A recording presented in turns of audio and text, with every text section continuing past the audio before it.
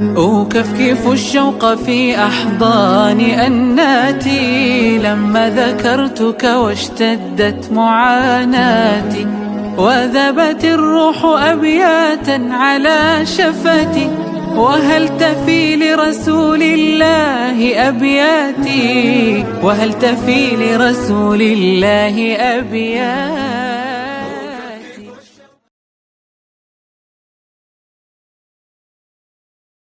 Bismillahirrahmanirrahim. Assalamualaikum warahmatullahi wabarakatuh. Saya Tika Herunisa dari kelompok 3 akan mempresentasikan hasil diskusi kami yang berjudul Problematika dan Kebijakan Pendidikan di Malaysia. Pertama, saya akan menjelaskan mengenai pengertian pendidikan di Malaysia. Menurut tata bahasa Melayu, perkataan pendidikan berasal dari perkataan didik yang dikategorikan sebagai kata kerja. Istilah pendidikan dalam bahasa Inggris dikenal sebagai education, yang berarti pendidikan atau latihan. Sedangkan dalam bahasa Arab dikenal dengan istilah tarbiyah, yang berarti pemeliharaan, asuhan, dan pendidikan. Selain itu, dapat diartikan juga sebagai taklim dan takdib. Ketiga-tiga perkataan dalam bahasa Arab itu digunakan dengan membawa maksud yang tersendiri dalam menunjukkan kepada pengertian pendidikan. Dari pengertian tersebut dapat ditarik kesimpulan bahwa pendidikan merupakan suatu proses menyampaikan ilmu kepada seseorang yang belum memilikinya untuk digunakan oleh individu tersebut dalam kehidupan seharian. Baik, yang kedua yaitu pelaksanaan pelajaran pendidikan Islam di Malaysia atau sebelum merdeka. Pendidikan tersebut dikenal sebagai Tanah Melayu, telah bermula sejak Islam mulai bertapak di Melaka sekitar abad ke-14. Namun, sistem pendidikan Islam pada waktu itu merupakan sistem pendidikan yang tidak formal. Dalam hal ini, tidak terdapat peruntukan undang-undang khusus yang mewajibkan pendidikan Islam diajar kepada semua anak-anak Islam. Pendidikan Islam mula diberi perhatian setelah Tanah Melayu mencapai kemerdekaan pada tahun 1957.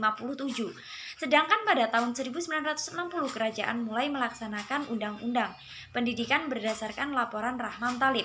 Hasil daripada laporan tersebut yaitu kerajaan telah menguatkuasakan satu kewajiban yang memberikan pendidikan agama Islam kepada murid-murid agama Islam di setiap sekolah yang murid-murid beragama Islam berjumlah 15 orang atau lebih.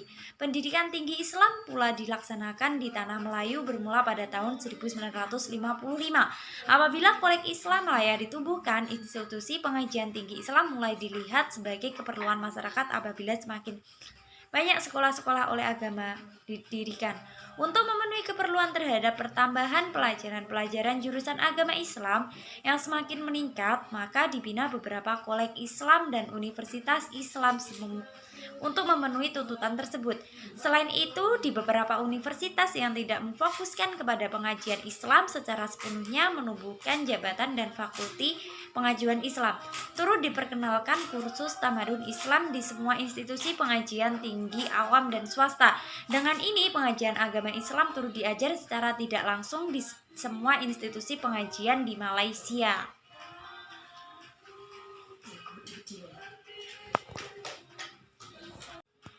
Yang ketiga yaitu perkembangan pendidikan Islam pada zaman penjajahan Barat. Perkembangan pendidikan Islam di Malaysia tidak dapat dipastikan secara tepat bila ianya bermula. Namun perkara ini dapat dilihat dari latar belakang sejarah kedatangan agama Islam ke negara ini yang dikenal dengan nama Tanah Melayu. Apabila Raja Malaka yang pertama yaitu Parameswara, kemudian dikenal sebagai Megat Iskandar Shah, telah memeluk Islam pada tahun 1414 Masehi, maka bermulalah perkembangan sistem pendidikan Islam di Tanah Melayu pada waktu itu. Keislaman Baginda turut diikuti oleh para pembesar kerajaan dan rakyat jelata. Bagi yang menetapkan kepahaman tentang Islam, Baginda mempelajari Islam daripada para ulama dan pendakwah yang datang berdakwah ke Malaka. Baik, saya Yuhan Rizky Mulyawati. Di sini saya akan melanjutkan presentasi dari saudari Tika, yaitu mengenai sistem pendidikan di negara Malaysia. Sistem pendidikan di Malaysia diatur oleh Kementerian Pendidikan Malaysia. Adapun visi dan misi utama pemerintahan Malaysia adalah menjadikan negerinya sebagai pusat pendidikan berkualitas dan siap bersaing dengan kelompok pendidikan tinggi di negara lain. Di Malaysia, warga negaranya menempuh pendidikan dari sekolah milik kerajaan, sekolah swasta, maupun sekolah individu. Sistem pendidikan yang wajib ditempuh di negara Malaysia yakni sekolah rendah dan sekolah menengah. Mulai dari tahun 2003 hingga saat ini, Malaysia telah menggunakan bahasa Inggris sebagai bahasa pengantar dalam mata pelajaran sains dan matematika.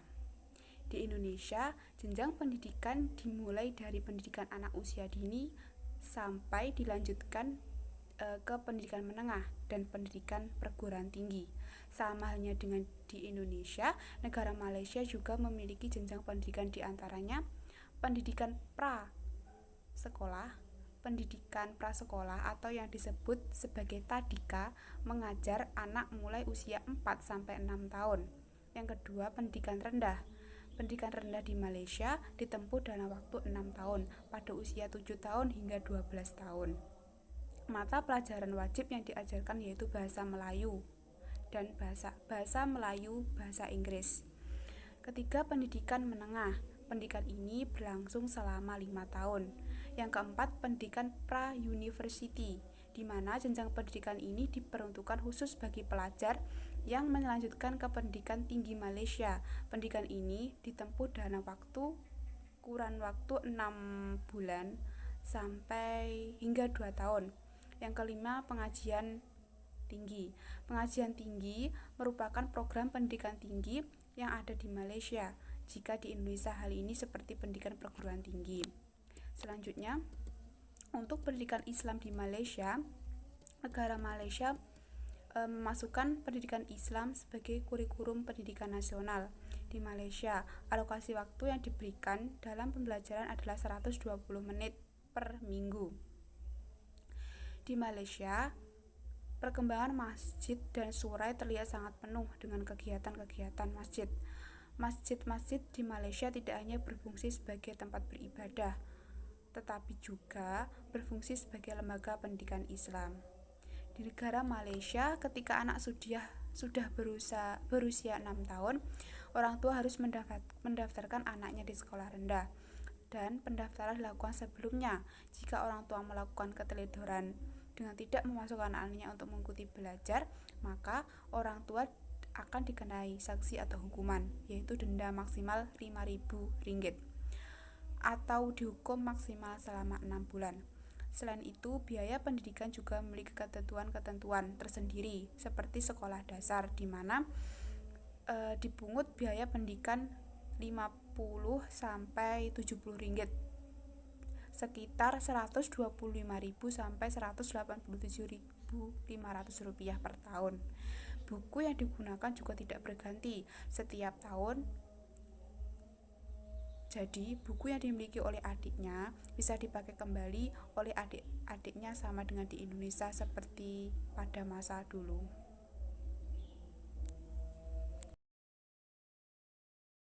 Baik, bismillahirrahmanirrahim. Saya akan melanjutkan presentasi dari rekan saya, yaitu bagian kebijakan pendidikan di Malaysia.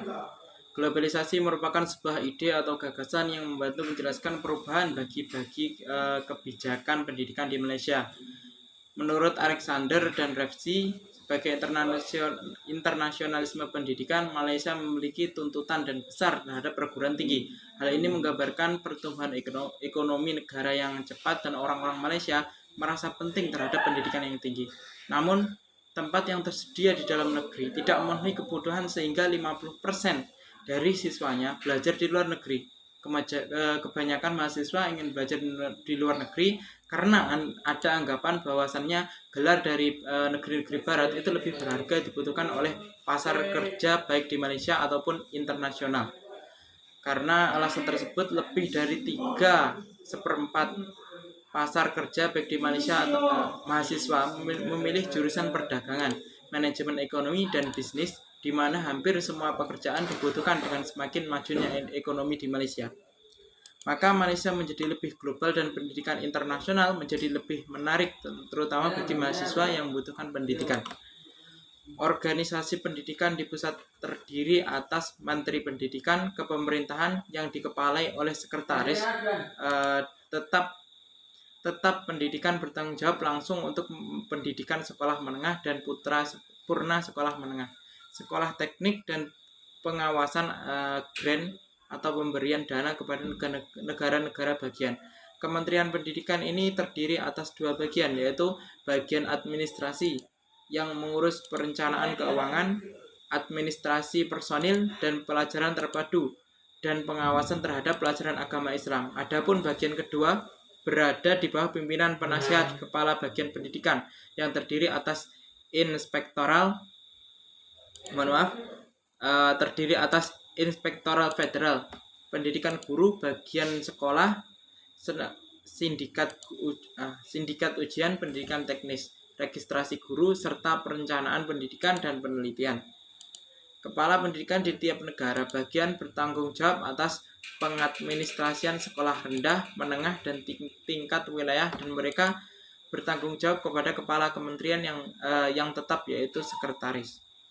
Pada tahun 1974, Malaysia membentuk jawatan kabinet yang bertugas mengkaji semua pelaksanaan pendidikan, dan pada dekade 1990-an Malaysia mengadakan perubahan kebijakan pendidikannya secara berarti, diantaranya sebagai berikut. 1. Memperkenalkan pendidikan prasekolah dalam sekolah rendah. 2. Mengurangi tahun sekolah di sekolah rendah dari 6 menjadi 5 tahun bagi murid yang cerdas, dan sebaliknya menambah tahun lama sekolah menjadi 7 tahun bagi murid yang lambat. 3. Memberikan peluang pendidikan kepada semua pelajar dengan melanjutkan waktu belajar mereka 9 hingga 12 tahun, yaitu sampai tingkat 5 di peringkat sekolah menengah. 4. Mengutamakan pendidikan teknologi dengan tujuan melahirkan pelajar yang mahir dengan bidang seni perusahaan, perdagangan, dan ekonomi. Pada dasarnya sekolah di Malaysia dan Indonesia tidak jauh berbeda. Perbedaan yang menonjol dari pendidikan kedua negara tersebut pada nama jenjang kedua negara. Negara Malaysia cenderung lebih maju di bidang pendidikan karena kurikulum yang dipakai baku dan tidak sering ada pergantian kurikulum. Berbeda dengan Indonesia. Indonesia itu sering terjadi pergantian kebijakan serta kurikulum sehingga pelaksanaan teknis di Indonesia lambat untuk berkembang.